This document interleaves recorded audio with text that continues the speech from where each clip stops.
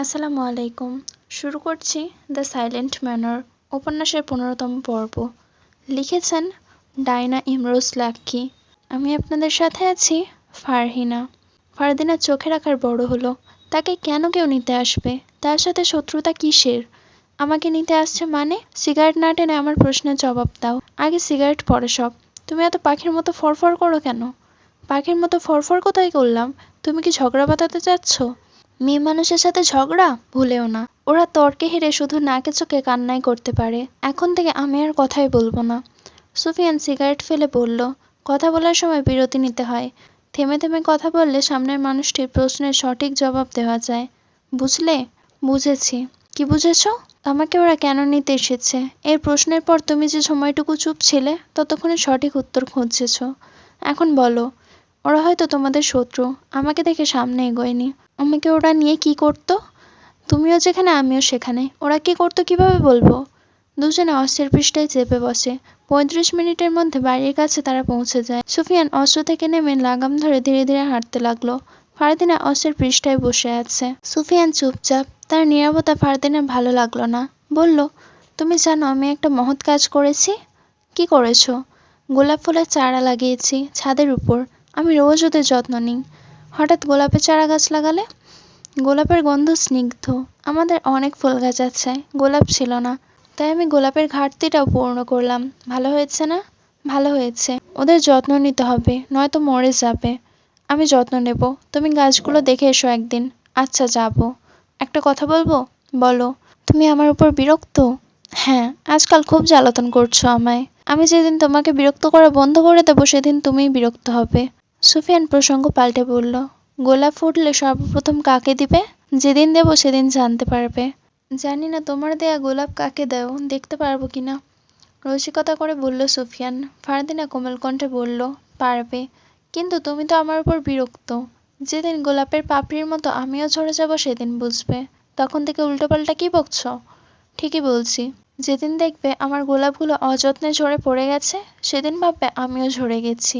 সুফিয়ান বেশ বিরক্ত হলো। অতি কষ্টে বিরক্ত স্বর আড়াল করে নম্র কণ্ঠে বলল, আমি বিরক্ত হচ্ছি না। আমি বিনামূল্যে আনন্দ পাচ্ছি, বিনা বিরতিতে। ভালো না? ফারদিনা মুখ ভেঙচে দিল। তালুকদার বাড়ি সোজা গিয়ে ডান দিকে। তার আগে সুফিয়ানের বাড়ি। ফারদিনা চাইছে না সুফিয়ানকে ছেড়ে যেতে। সূর্য ওঠার আগ মুহূর্ত পর্যন্ত তার সাথেই থাকতে চাইছে। কিন্তু মুখ ফুটে বলতে পারছে না। সুফিয়ান বলল, অস্ত্র থেকে নেমে আসো। অস্ত্র নেওয়া যাবে না। ওকে আমার বাড়িতে রেখে তোমাকে দিয়ে আসছি। এটাই চেয়েছিল ফারদিনা। তার বাড়িতে গিয়ে আর আসবে না আজ। সে বায়না ধরলে সুফিয়ান ঠিকই রাজি হয়ে যাবে। প্রত্যেক নাছোড়বান্দা মেয়েদের জন্য একজন ধৈর্যশীল পুরুষ সৃষ্টি করা হয়।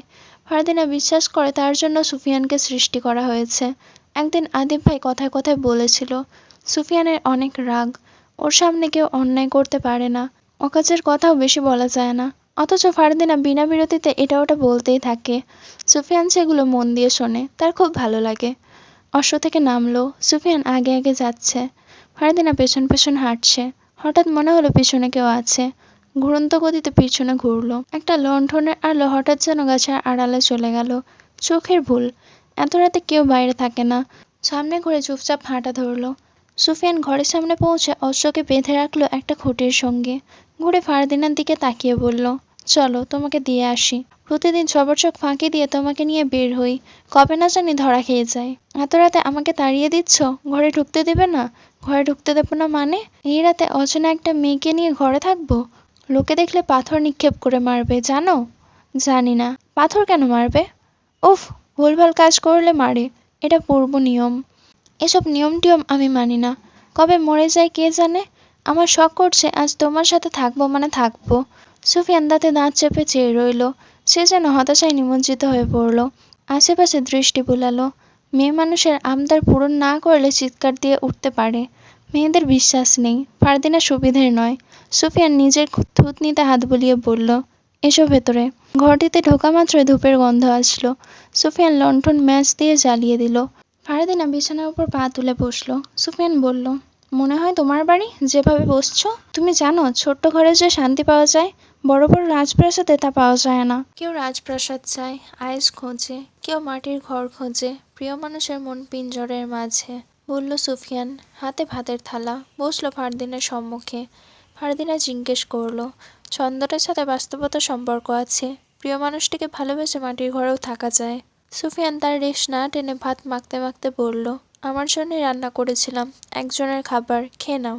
এগুলো কিসের তরকারি? শুটকি। আমার শুটকি মাছ ভীষণ পছন্দ। এই মাছের কিছু ভালো দিক আছে। কি?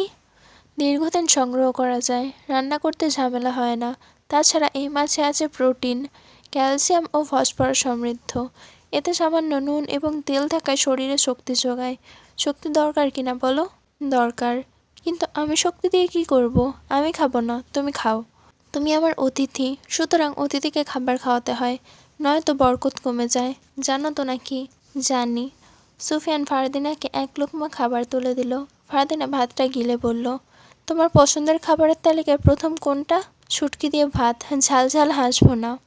মিষ্টি? আমি মিষ্টি পছন্দ করি না। আমার সাথে কেউ মিষ্টি মিষ্টি কথা বললেও অসহ্য লাগে। মিষ্টি কথায় আর মিষ্টি খাওয়া দুটো জিনিসই ক্ষতিগ্রস্ত। একটাই হয় মধুমেহ, অন্যটাই হয় বিশ্বাস নষ্ট। তুমি ভুলকেও যুক্তি দিয়ে সঠিক প্রমাণ করবে। তোমার সাথে আর কথা বাড়াচ্ছি না। আমি ভুলকে ভুল, সঠিককে সঠিক বলার ক্ষমতা ও যুক্তি দুটোই রাখি। ফারদিনা সুফিয়ানের কথাগুলো উড়িয়ে দিয়ে বলল, যুক্তিতে উক্তি তৈরি হয়, উক্তিতে জীবন চলে না, বুঝছো? সুফিয়ান জবাব দিল না। খাওয়া দাওয়ার পর্ব শেষ হয়। ঘরের বাইরে এসে সুফিয়ান একবার অশ্বের দিকে দেখলো। অশ্ব ঠিকঠাক আছে। ওর কাছে 3টে লণ্ঠন জ্বলছে। আশেপাশে দেখলো, কাউকেই দেখা যাচ্ছে না। এত রাতে সবাই ঘুমে। ফারদিনা টেবিলের উপর বসলো, একটা বই খুললো। বইটির নাম নূরজাহান। দুটো বইয়ের পাতা উল্টালো। গল্পের শুরুতে সেলিম নাম দেখা গেল। ফারদিনার ধৈর্য কম। বই পড়ার মতো ধৈর্য তার নেই। সুফিয়ান কিভাবে পড়ে? নিজে গল্পও লিখে। অনেক ধৈর্যশীল একজন পুরুষ। সুফিয়ান দরজা লাগিয়ে দিল। ফারদিনার পাশে দাঁড়ালো। বই পড়ছো? আমার বই পড়ার অভ্যাস নেই, ধৈর্য নেই। নূরজাহান কে? সম্রাট জাহাঙ্গীরের স্ত্রী। সম্রাট জাহাঙ্গীরের নাম ছিল সেলিম। পরবর্তীতে উনি যখন শাসক কার্য পরিচালনা করার দায়িত্ব পান, তখন সেলিম বাদ দিয়ে সম্রাট জাহাঙ্গীর বলে সম্বোধন করা হয়। সম্রাট জাহাঙ্গীর তার সঙ্গে প্রেম হয় মেহেরুন্নেসার, কিন্তু দুর্ভাগ্যবশত মেহেরুন্নেসার বিয়ে হয় অন্য একজনের সাথে। তিনি ছিলেন সৈন্য শের আফগান খান। তাদের বৈবাহিক বন্ধন ছিল মাত্র 13 বছর।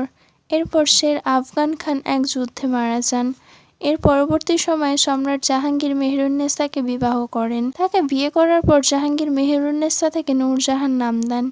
নূরজাহান, যার অর্থ বিশ্বের আলো। সুফিয়ান থেমে পুনরায় বলল, ভাগ্যের কি লীলা খেলা দেখেছ?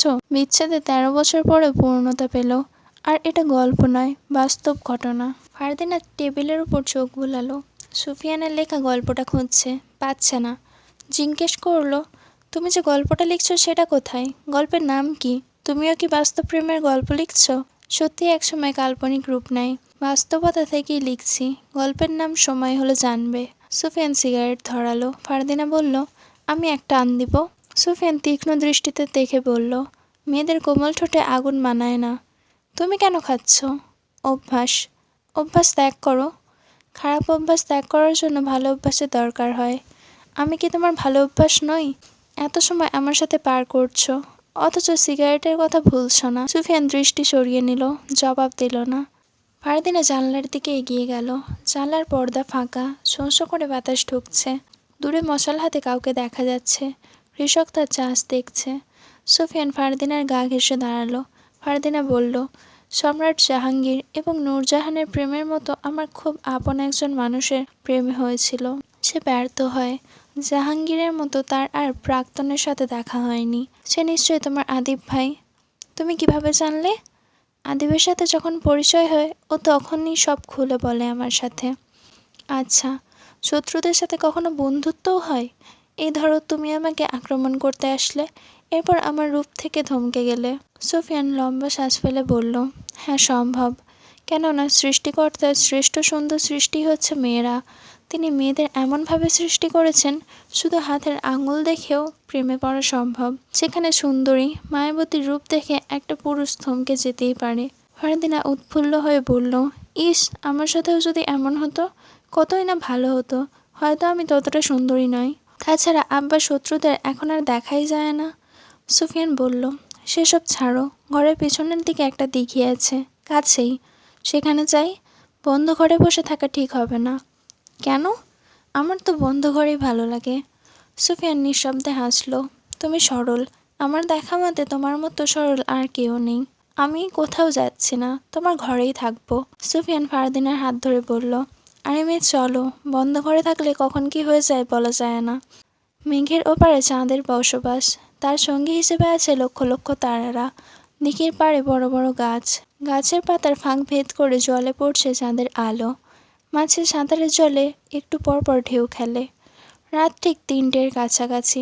ফারদিনা সিঁড়ি বেয়ে জলের ধারে গেল, বসে জলে পা ভেজালো। সুফিয়ান ঘাট থেকে দেখছে। পকেট থেকে বের করলো সিগারেট, ম্যাচ দিয়ে সিগারেট ধরিয়ে নিল। ম্যাচের আলোয় তার চোখ দুটো ঝলঝল করছে। সিগারেট টানতে টানতে পায়চারি করলো। তার দৃষ্টি ফারদিনার দিকে, বেশ আকর্ষণ নিয়ে তাকে দেখছে। ফারদিনা হাত ভিজিয়ে উপরে চলে আসে। সুফিয়ান স্থির চোখে তাকিয়ে রইল ফারদিনার চোখের দিকে। ফারদিনা বলল, কি দেখছো? সুফিয়ান জবাব দিল না। চোখের ভাষাতেও জবাব পাওয়া গেল না। ফারদিনা ঢোক গিলে বলল, এভাবে কি দেখছো? সুফিয়ান সবে যেন হুঁশে ফিরল। থতমতকে বলল, তোমাকে দেখছিলাম। তোমাকে বাড়িতে দিয়ে আসি, চলো। হয়তো আর কিছু সময় পর ভোরের আলো ফুটবে, কেউ দেখে ফেললে কেলেঙ্কারি হয়ে যাবে। তুমি আবার আমাকে তাড়িয়ে দিচ্ছ। যখন আমি থাকবো না তখন বুঝবে তুমি কি হারিয়েছ। তার আগে আমি তোমার জীবন থেকে হারিয়ে যাব। ফারদিনা বিস্ময়ে বলল, মানে? সুফিয়ান হাসল। হাসির এক পর্যায়ে চোখের জল মুছল আড়ালে। বলল, মানুষ কত কারণেই তো হারিয়ে যায়, তাই না? আজ আমি আছি, কাল নাও থাকতে পারি। ফারদিনা রেগে বলল, হয়েছে, বিরক্ত হচ্ছ, থাকো তুমি, আমি চলে যাচ্ছি। বলে ফারদিনা পথের দিকে হেঁটে যেতে সুফিয়ান পেছন থেকে চেঁচিয়ে বলল, ওহে আমার রাগিনী, রাতে এভাবে কোনো মেয়ের সাথে থাকিনি। ফারদিনা যেতে যেতে বলল, আর থাকতে হবে না, আমি চললাম। সুফিয়ান দ্রুত হেঁটে ফারদিনার পথ রোধ করে দাঁড়ায়। ফারদিনা দাঁড়িয়ে গেল। সুফিয়ান ঢং করে বলল, তোমার আব্বা রশিদ তালুকদার তো? সত্যি কি উনি তোমার আব্বা নাকি তোমার মা? ফারদিনা চোখ কপালে তুলে তাকালো। সুফিয়ান বলল, আসলে আমি বলতে চাইছিলাম, তোমার যে রাগ, একটু হলে অজগর সাপের মতো ফসফস শুরু করো। রশিদ চাচা তো এত রাগী না। আপনার খুব হাসি পাচ্ছে তাই তো? হাসুন আপনি, আমি গেলাম। আরে বাহ, তুমি থেকে আপনি হয়ে গেলাম, কি মেয়ে মানুষ রে, সাংঘাতিক। তোমাকে যে বিয়ে করবে সে তো গেল, পান থেকে চুন খসলেই গর্দান কেটে নিবে। বলে হাসল। ফারদিনা হঠাৎ চোখ বড় করে তাকালো। সুফিয়ান তার দিকে দেখল। ফারদিনা সুফিয়ানকে অতিক্রম করে তার পিছনের দিকে চেয়ে আছে। চোখের সামনে ভয়ঙ্কর দৃশ্য দেখলে মানুষ খানিকক্ষণের জন্য থ হয়ে যায়, চোখের আকার বড় হয়ে যায়, স্থবির হয়ে যায়। কি দেখছো? সুফিয়ান জিজ্ঞেস করল। তোমার পিছনে কেউ দাঁড়িয়ে আছে। সুফিয়ান ধীর স্থির হয়ে পিছনে ঘুরল।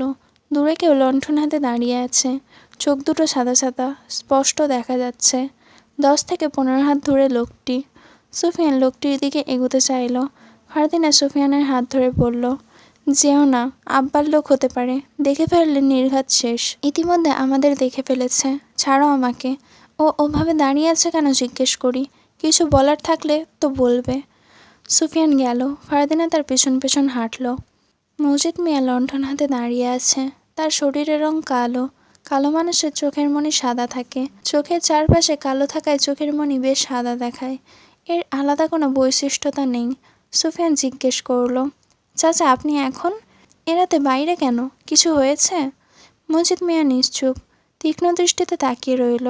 সুফিয়ান একবার ফারদিনার দিকে দেখল, এরপর মজিদ মিয়ার দিকে চেয়ে বলল, চুপ করে আছেন যে, কিছু বলবেন? বাবা, আমার মাইয়াটা কিছুক্ষণ আগে মারা গেছে, দাফন কাফনের লইগা কিছু টাকা দরকার। সুফিয়ান অবাক চোখে চেয়ে বলল, কি বলছেন, কিভাবে মারা গেল? চলুন আমিও যাবো আপনার সাথে। মজিদ আপত্তি স্বরে বলল, না, তুমি সময় কাটাও, মাইয়া মানুষ, রাতে দাফন কাফন করাই ভালো। এত রাতে কাফনের কাপড় কিনতে পারবেন বলে মনে হয় না, দোকান বন্ধ। মানুষের মননের সময় নাই, দোকান খোলাই আছে। সুফিয়ান কথা না বাড়িয়ে পাঞ্জাবির পকেট থেকে কিছু টাকা বের করে দিল। টাকাটা নিয়ে মজিদ মিয়া পথে হাঁটা শুরু করলেন। কিছুদূর গিয়ে থমকে দাঁড়িয়ে পিছনে ঘুরল। সুফিয়ান ও ফারদিনা নিশ্চুপে চেয়ে রইল। মজিদ মিয়ার আচরণ অস্বাভাবিক মনে হলো। ফারদিনা বলল, মেয়ে চলে গেছে তো, এজন্যই হয়তো মাথা ঠিক নেই।